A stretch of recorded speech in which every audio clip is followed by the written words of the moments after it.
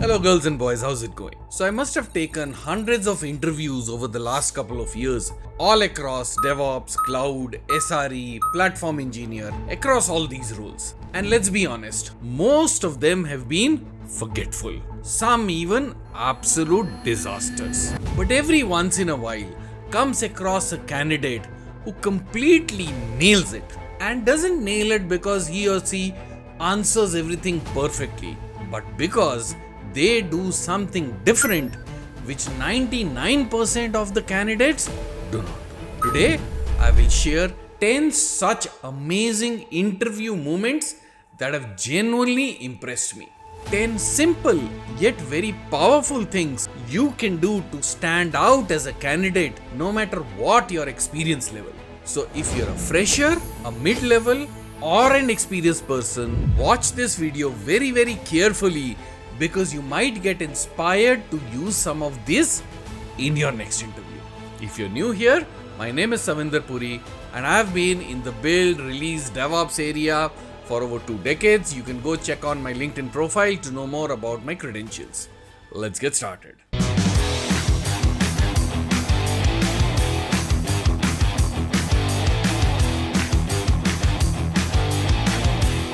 So what makes an interview truly impressive?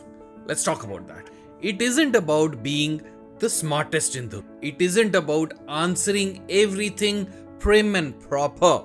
It isn't about your Shashi Tharoor level English. It also isn't about writing the perfect code when you're asked to create something. It is about your clarity of thought, your confidence under pressure, and your ability to communicate your ideas very clearly in a structured format.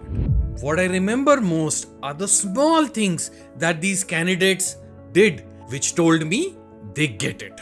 Now let me explain something to you. In an organization, there is no role or designation called interviewer. The guy or the lady who's interviewing you, they are doing this in addition to their main core job. Whether it's a cloud engineer, DevOps engineer, architect, whatever it is, they have a full-time day job, and along with this, they have been given the responsibility to interview and identify the right candidates for the team.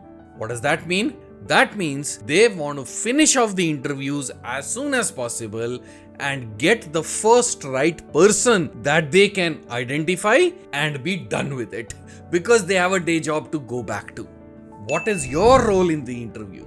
Your role in the interview is to get selected in the first interview that you get and be done with it.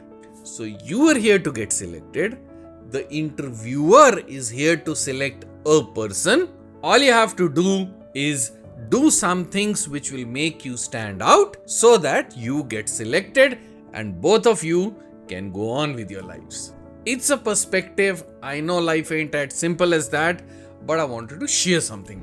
Okay, before that, one caveat. All of these things that I'm gonna tell you will not work in all. Why is that? Because it also depends on the interviewer who's taking the interview. There are some not so perfect interviewers out there. I will accept that. But that is something completely out of your control. Who's taking your interview? What mood are they in? Did they have a fight with their boss, with their wife? Completely outside your control. What is in your control? To learn some nuggets that you can apply that increase your chances of being successful in the interview. Let's get into it now. So number 1, can I whiteboard it? And this is my favorite. I love this. So I was in discussion with the candidate. We were deep into Kubernetes, troubleshooting. He was explaining a lot of things on how he started troubleshooting a particular issue in Kubernetes, and he was going all over the place. So ingress, egress, blah blah. And then he suddenly stopped and he said, "Hey, if you don't mind, can I share my screen and open up a whiteboard?" This was music to my ears. I was like, sure, go ahead. And he opens up a whiteboard, starts drawing things, and suddenly things make sense. Things put into perspective, because it's much easier to draw and show something than to plot things in the air and then have them connect and show the data flows. What did this tell me? He's thinking on the fly and been able to figure out that this conversation has started going south. The interviewer is not about to follow me. I need to do something.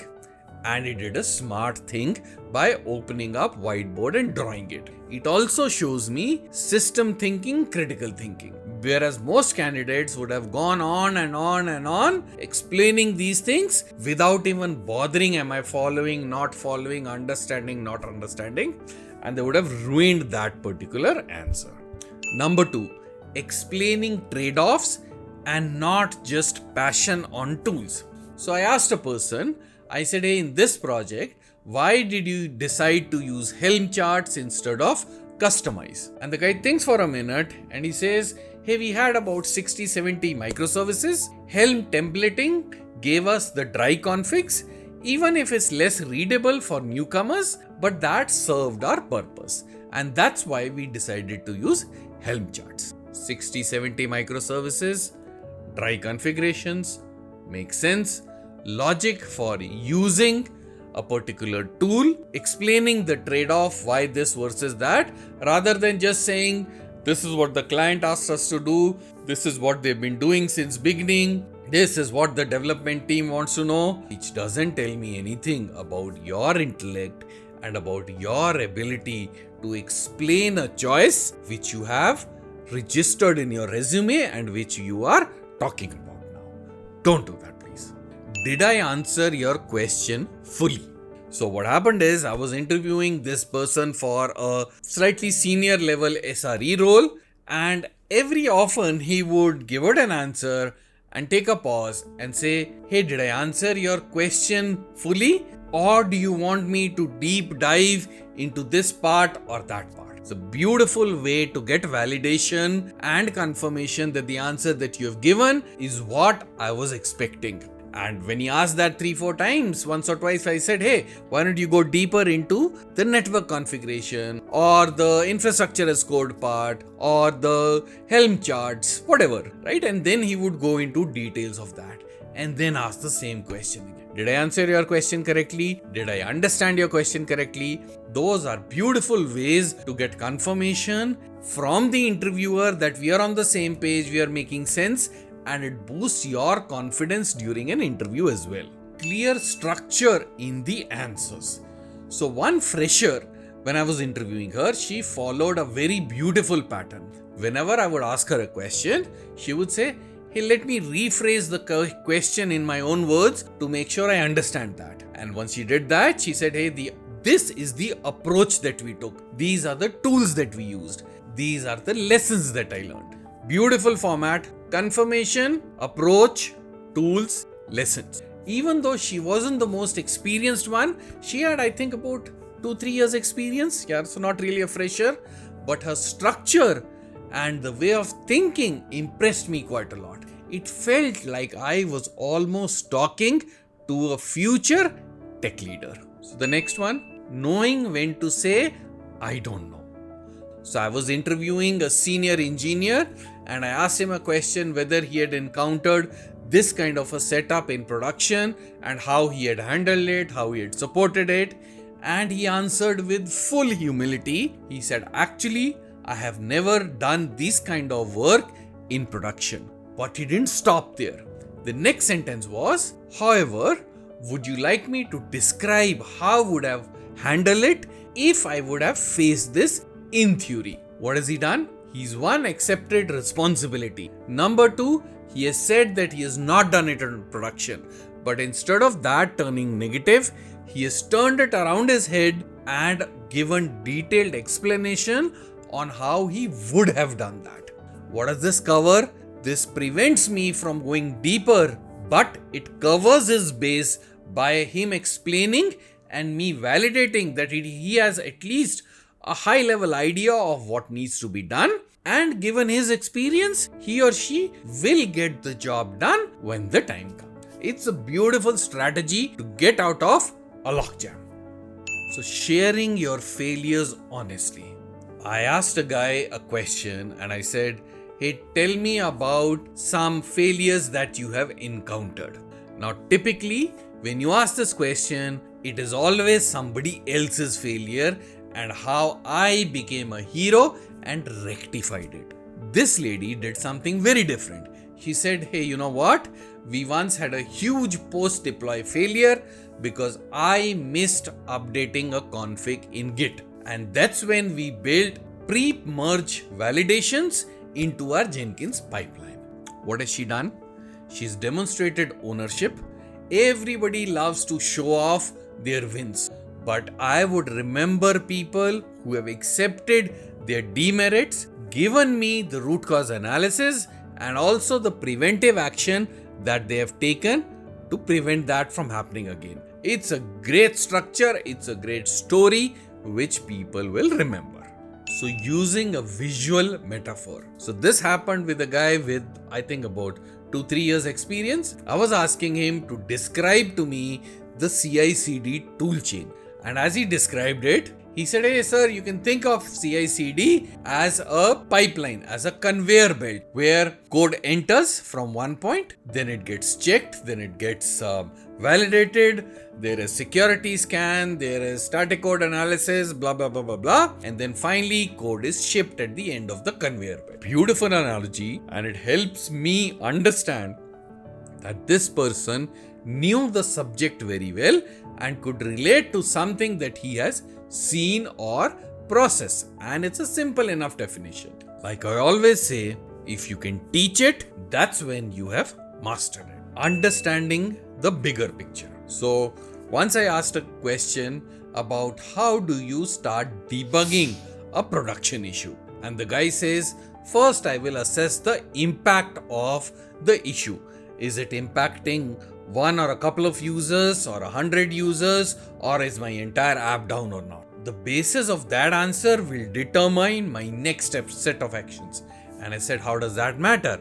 And he said, if it's impacting just one or a few users and those are not power users, then I will take a slightly measured response. I will respond to them immediately saying, hey, I've acknowledged it, I'm looking at it, I will operate within my SLAs. However, if it's impacting a large number of users, I will put up my major minor incident SOPs and I will start acting on that immediately. Now this response tells you that the guy has got experience, he's got a structured thought process, and he's been through this multiple times. It's not just saying I will look at the logs, I will identify the problem, I will talk to the person who's responsible and I'll get it fixed. It's not that personal heroics. It is a well thought out pattern.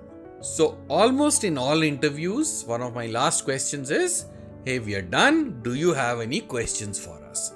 And typically the questions are, what is the size of the team? What is the project? What is the technology stack? Stuff like that. Once I was interviewing a girl for an SRE role, a mid-ish senior role, and she said, what is your volume of P1, P2 tickets average in a quarter? I said, hey, why do you ask? And she said, I want to figure out how stable the system is currently, and if it is unstable, then I want to figure out how does the team handle on-call fatigue. Also in the same breath, she said, how are you planning to reduce the alert noise? Lovely questions coming from experience. What you ask matters. Don't ask stuff that you would normally Google up. So why does all of this stuff matter? Because they aren't tricks that you can mug up. They show you how you think, they show you how you learn, and they show you how you're effectively able to communicate. Take these examples and then build examples based on your own profile, your own experience, your own personality. In tech, it is not just about showing what you know.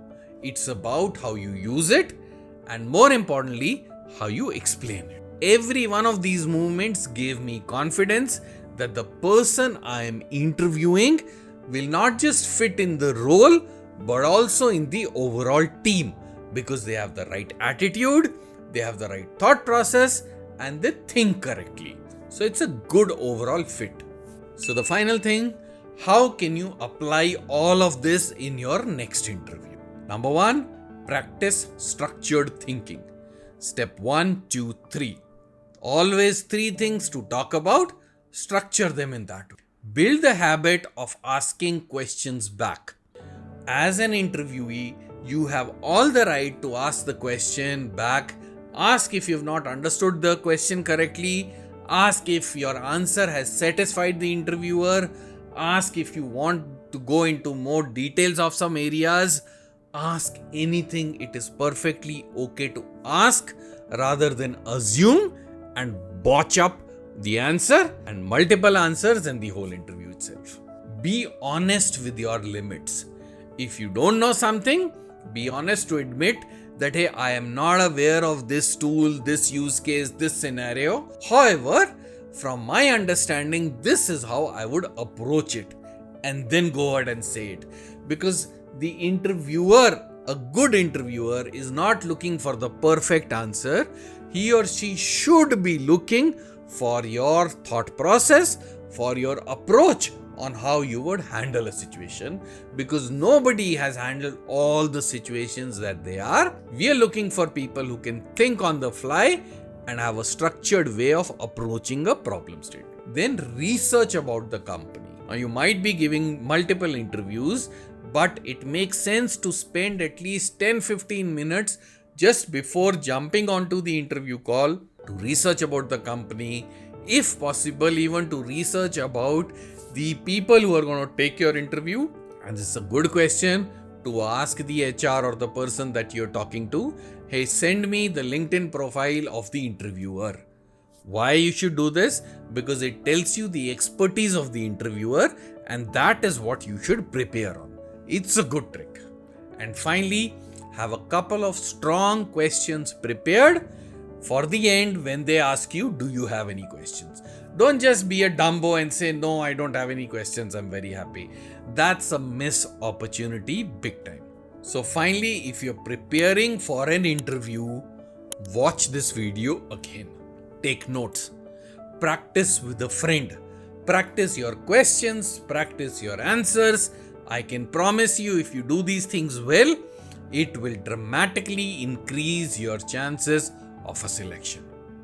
I'll see you in the next one. Cheers.